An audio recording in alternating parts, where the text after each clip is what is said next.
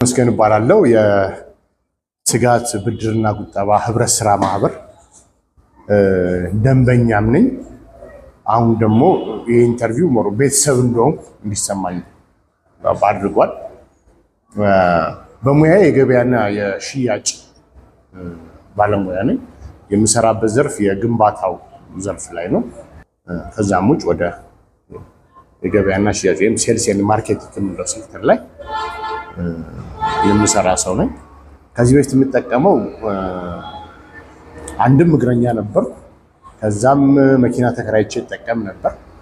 አሁን ግን ትጋት ካገኘው በኋላ በብድር መልክ ለስራዬ የምንቀሳቀስበት መኪና ለመግዣ የሚሆን ብድር አግኝቻለሁ።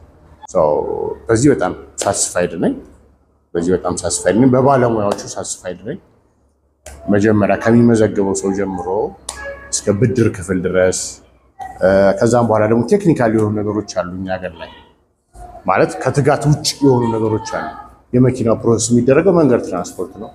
መንገድ ትራንስፖርት ላይ የተመደቡት ልጆች ንቃታቸው፣ ፍጥነታቸው፣ ኮሚኒኬቲቭ ስኪላቸው ምናምን ሳስፋ ያደርጎኛል።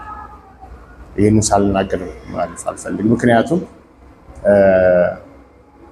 በዛ የቁጠባ ጊዜዎች ውስጥ ምናምን እኔ በጣም እነጫነጭ ነበር። እንደዚህ አይነት ነገሮች ነበሩ። በብድርና ቁጠባ ያለን ልምድ ሀገሪቱ ውስጥ ጥሩ ስላልሆነ ማለት ነው።